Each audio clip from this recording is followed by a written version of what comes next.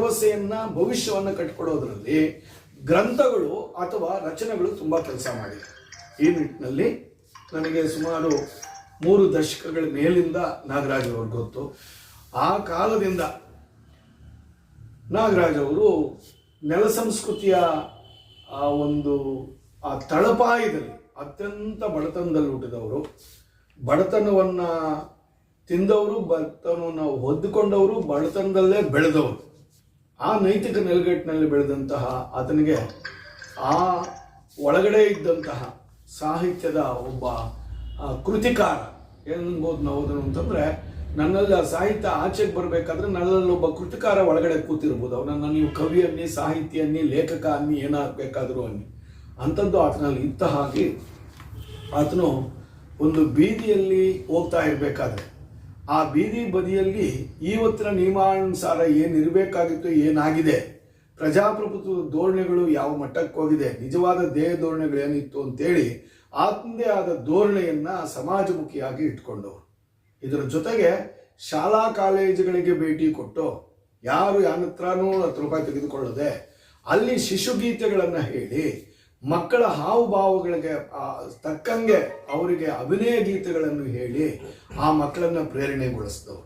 ಮತ್ತು ಸಣ್ಣ ಪುಟ್ಟ ಉದಾಹರಣೆಗೆ ತಾಯಿ ಮಗಳ ಸಂಬಂಧ, ಗುರು ಶಿಷ್ಯರ ಸಂಬಂಧ, ಅಣ್ಣ ತಮ್ಮಂದಿರ ಸಂಬಂಧ ಮತ್ತು ಜಾತಿ ಮತ ವಿಭೇದಗಳ ರೀತಿಯಲ್ಲಿ ನಮ್ಮನ್ನು ಛಿದ್ರ ಮಾಡಿರ್ತಕ್ಕಂಥ ಸಮಾಜದ ವಿಧ್ವಂಸಕ ಧೋರಣೆಗಳ ವಿರುದ್ಧ ಗೀತೆಗಳನ್ನು ನೋಡ್ಕೊಂಡರು. ಬಹುಶಃ ಆಗಲೇ ಸಾಹಿತ್ಯ ಸಮ್ಮೇಳನದ ಅಧ್ಯಕ್ಷತೆ ವಹಿಸಿದ್ದು ಅಂತ ಕಾಣುತ್ತೆ. ಅದರಲ್ಲೇ ಆತನ ಒಂದು ಕವನ ಸಂಕಲನ ಬಿಡುಗಡೆ ಆಯಿತು, ಕಡಲಲ್ಲಿ ಅಂತ.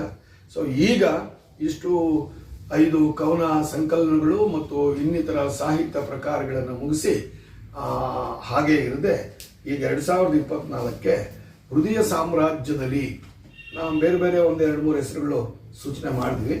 ಆದರೆ ಅವರ ಹೃದಯದಲ್ಲಿ ಇದು ನಿಂತ್ಕೊಂಡ್ಬಿಟ್ಟಿತ್ತು. ಅವರ ಹೃದಯ ಸಾಮ್ರಾಜ್ಯದಲ್ಲಿ ಈ ಹೆಸರೇ ಅಂತ ನಿಂತ್ಕೊಂಡ್ಬಿಟ್ಟಿತ್ತು. ಯಾಕೆಂತಂದರೆ ಅದರಲ್ಲಿ ಪ್ರೇಮ ಕವನಗಳಿವೆ, ನಗೆ ಹನಿಗಳಿವೆ, ಮಕ್ಕಳಿಗೆ ನೀತಿ ವಿಚಾರ ಹೇಳ್ತಕ್ಕಂಥ ವಿಚಾರ ಇದೆ, ಮತ್ತು ಗಂಡ ಹೆಂಡತಿಯ ಸಂಬಂಧ ಹೇಗೆ ಮಧುರವಾಗಿರಬೇಕು ಅಂತಕ್ಕಂತಹ ಕುಟುಂಬದ ಸಾಮರಸ್ಯ ಇದೆ. ಅದರ ಜೊತೆಗೆ ಮುಖ್ಯವಾಗಿ ಸಮಾಜದ ಅಂಕುಡೊಂಕುಗಳನ್ನು ನಾವು ಪ್ರಗತಿಪರವಾಗಿ ಆಲೋಚನೆ ಮಾಡ್ತಕ್ಕಂಥವ್ರು ಯಾವ ನಿಟ್ಟಿನಲ್ಲಿ ನೋಡಬೇಕು ಅಂತಕ್ಕಂತಹ ಒಂದು ವಿಶಿಷ್ಟವಾದ ಅವಲೋಕನ ದೃಷ್ಟಿ ಇದೆ. ಸೊ ಇಷ್ಟೂ ವಿಚಾರಗಳನ್ನು ಸೇರಿಸ್ಕೊಂಡು ಅವರ ಹೃದಯದಲ್ಲಿ ನಾನಾ ಭಾವನೆಗಳನ್ನು ಇಟ್ಕೊಂಡು ಆ ಗ್ರಂಥವನ್ನು ಎಲ್ಲ ತನ್ನ ನೋವು ನಲಿವುಗಳ ಮಧ್ಯೆ ಅದನ್ನು ಮಾಡಿ ಮುಗಿಸಿ ಈಗ ಅಚ್ಚುನಲ್ಲಿದೆ. ತಮಗೆಲ್ಲರಿಗೂ 7ನೇ ತಾರೀಕು ಸಿಗುತ್ತೆ. ಸೊ ಆವತ್ತು ಒಂದು ಸರಳ ಸಮಾರಂಭವನ್ನು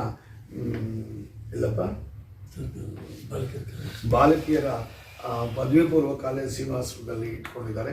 ಅದಕ್ಕೆ ಸಾಕಷ್ಟು ಮಹನೀಯರು ಬರಲಿದ್ದಾರೆ. ಮುಖ್ಯವಾಗಿ ಕೋಟಗಾನಹಳ್ಳಿ ರಾಮಯ್ಯನವರು, ನಿಮಗೆ ಗೊತ್ತು, ಅವರು ಪ್ರಗತಿಪರವಾಗಿ ಆಲೋಚನೆ ಮಾಡೋರಲ್ಲದೆ ಕಳೆದ 4 ದಶಕಗಳಿಂದ ಸಾಹಿತ್ಯ ಸೇವೆ ಮಾಡಿರುವುದು ಮತ್ತು ದಲಿತರ ಒಂದು ನಿಜವಾದ